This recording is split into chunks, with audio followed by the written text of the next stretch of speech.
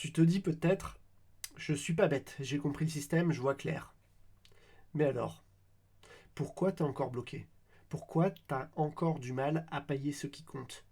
Pourquoi t'es encore dépendant? Parce que t'as confondu intelligence et stratégie. Tu lis, tu observes, tu réfléchis, mais pendant que tu réfléchis, d'autres prennent ta place. Pendant que tu doutes, d'autres avancent. Pendant que tu cherches à comprendre, d'autres apprennent à gagner. Le monde ne récompense pas ceux qui pensent bien, il récompense ceux qui osent agir, même sans tout comprendre. Ceux qui savent manœuvrer, décider, frapper quand il faut, c'est eux qui l'emportent. Dans cette vidéo, je vais te dire ce que personne ne t'a jamais dit. Pourquoi les plus lucides sont parfois les plus pauvres. Et pourquoi l'intelligence sans mouvement peut devenir une prison. Et surtout, comment t'en sortir. Comment passer de l'intellectuel frustré à l'homme souverain. Celui qui n'attend plus qu'on le reconnaisse. Celui qu'on reconnaît parce qu'il avance. Si tu sens que cette voix résonne en toi, abonne-toi à Sagesse Intemporelle, parce qu'ici, on ne cherche pas à plaire, on cherche à comprendre pour mieux conquérir. Like, active la cloche, pas pour moi, pour toi. Pour que chaque semaine, tu reçoives une dose de clarté, pas de blabla, des clés. Reste bien jusqu'au bout, parce qu'après cette vidéo, tu ne regarderas plus jamais ton intelligence de la même façon. Il marche lentement, la main sur le menton, le regard fixe. Nous sommes à Florence, en 1498. La ville est en crise, les foules grondent, les puissants tombent, et lui, seul, dans son bureau de pierre, écrit. Nicolas Machiavel n'a ni armée ni fortune, ni nom célèbre. Mais il observe, il note, il comprend le jeu, et surtout, il se prépare. Un an plus tard, les cartes changent. Les hommes bruyants sont tombés. Lui, silencieux, entre au pouvoir. Pas parce qu'il a crié plus fort, mais parce qu'il a joué mieux. Pendant que les autres se montraient, lui avançait dans l'ombre. Ce genre d'homme, aujourd'hui, il existe encore. C'est pas celui qui porte le plus, qui parle le plus en réunion. C'est pas celui qui brille sur les réseaux. C'est celui qui comprend les rapports de force, qui anticipe, qui agit quand tout le monde hésite.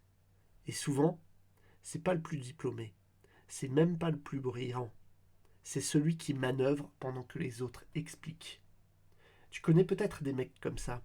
Ils parlent peu, mais ils signent des contrats. Ils doutent pas à chaque décision. Ils avancent. Et ça se voit. La leçon est simple.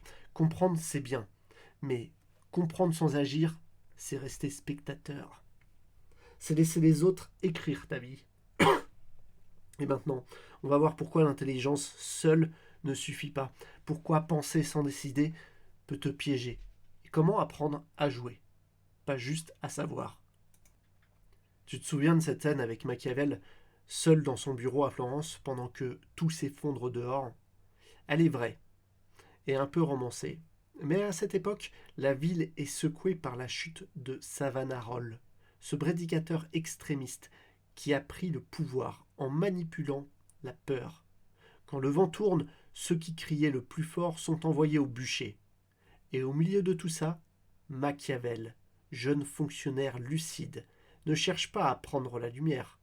Il observe, il comprend que le monde ne suit pas les lois du mérite, mais celles du mouvement, du rapport de force, de la ruse quand il le faut. Il est écrit non pas pour paraître, mais pour préparer. Cette scène, ce n'est pas de l'invention. On sait qu'il a été propulsé à un poste clé juste après le chaos, parce il avait su garder la tête froide et proposer des solutions concrètes, pas des discours moraux. Et c'est là que tu comprends tout. Ce n'est pas celui qui parle le plus fort qui gagne, c'est celui qui sait quand parler et surtout quand agir. Tu peux avoir raison sur le fond, mais si tu ne sais pas quand et comment t'exprimer, le monde ne t'écoutera pas. Comme le disait Confucius, celui qui sait ne parle pas toujours, et celui qui parle beaucoup ne sait pas toujours. Dans un monde saturé de bruit, la vraie puissance, c'est de savoir se taire, puis frapper juste. Maintenant, on va descendre d'un cran, parce que cette sagesse-là, tu peux la mettre en pratique dès aujourd'hui. On va voir ce qui bloque les hommes intelligents, on va parler de science, de psychologie, et tu vas comprendre pourquoi penser trop peut devenir ton pire piège. Ce qui te bloque, c'est rarement ton intelligence. Ce qui te bloque, c'est une petite voix qui veut toujours bien faire, qui te dit d'attendre le bon moment, de mieux te préparer, d'être certain. Mais ce moment parfait, il n'existe pas. Des chercheurs en psychologie comportementale, comme Daniel Kahneman, l'ont montré. Plus on réfléchit, plus on doute, moins on agit. C'est ce qu'on appelle la paralysie analytique. Tu veux tout comprendre avant d'agir, tu veux être sûr de ne pas te tromper, alors tu risques de rester spectateur, pendant que d'autres, moins brillants, avancent et prennent ce que tu espérais. Si tu veux devenir souverain, tu dois entraîner à une autre forme d'intelligence, une intelligence froide, orientée vers le mouvement. Pas celle qui veut briller, mais celle qui veut gagner. Fais moins de plans, prends plus de décisions. Commence petit, mais commence.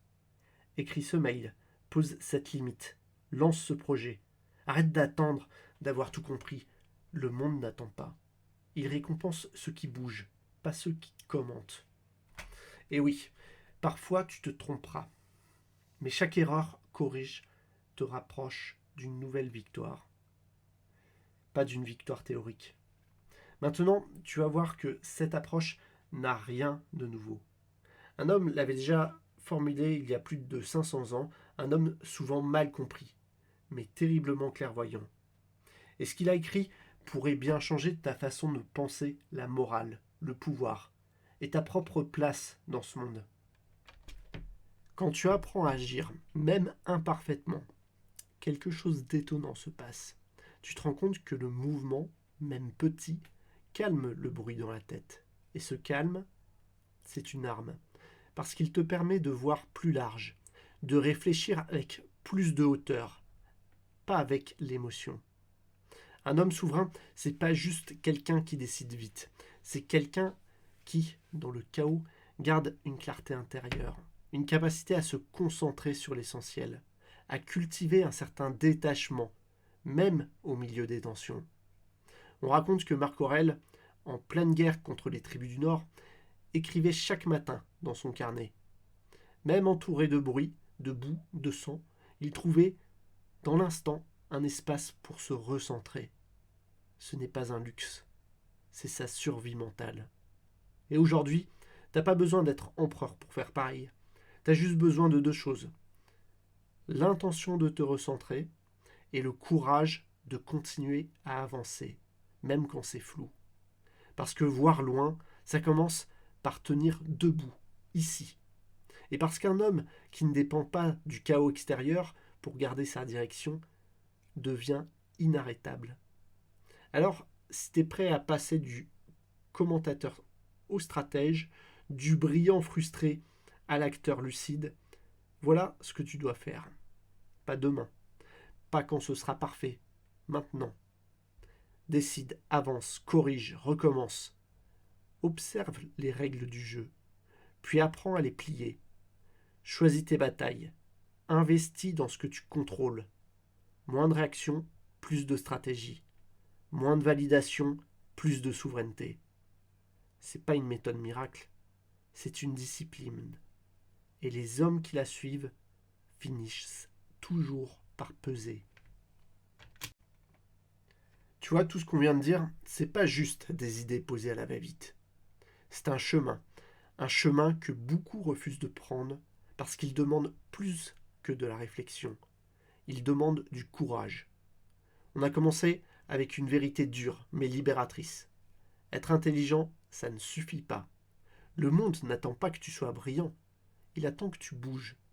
Ensuite, on a vu que penser sans agir, c'est comme lire une carte, sans jamais marcher. Tu vois le chemin, mais tu ne bouges pas d'un centimètre. Puis on a compris que la paix intérieure ne vient pas en fuyant le chaos, mais en avançant au milieu avec calme et lucidité. Et enfin, on a vu que la vraie stratégie, c'est pas de gagner toutes les batailles, c'est de choisir celle qui compte. Ce parcours, c'est comme bâtir une forteresse, pas en béton, mais en toi. une forteresse invisible que personne ne peut enlever. Et cette force, elle ne tombe pas du ciel, elle se construit jour après jour, choix après choix. C'est lent, c'est exigeant, mais c'est solide et ça dure. Alors si cette vidéo t'a parlé, clique sur le pouce, abonne-toi à Sagesse Intemporelle et active la cloche. Et surtout, dis-moi en commentaire ce que ça a réveillé en toi. Ta voix compte. Elle construit cette communauté d'hommes qui avancent en silence, mais qui ne reculent jamais. Et si tu veux aller plus loin, j'ai préparé une formation gratuite. De la solitude choisie à l'influence authentique. C'est pour ceux qui veulent transformer leur calme en présence et leur lucidité en impact. Le lien est en description, c'est cadeau. Et maintenant, si tu veux découvrir un autre aspect puissant de cette sagesse intemporelle, va voir la prochaine vidéo. On y parle d'un homme qui, sans jamais hausser le ton, a retourné le monde autour de lui. Ce n'est pas une légende, c'est une méthode. Tu vas comprendre pourquoi le silence est parfois la plus grande des puissances.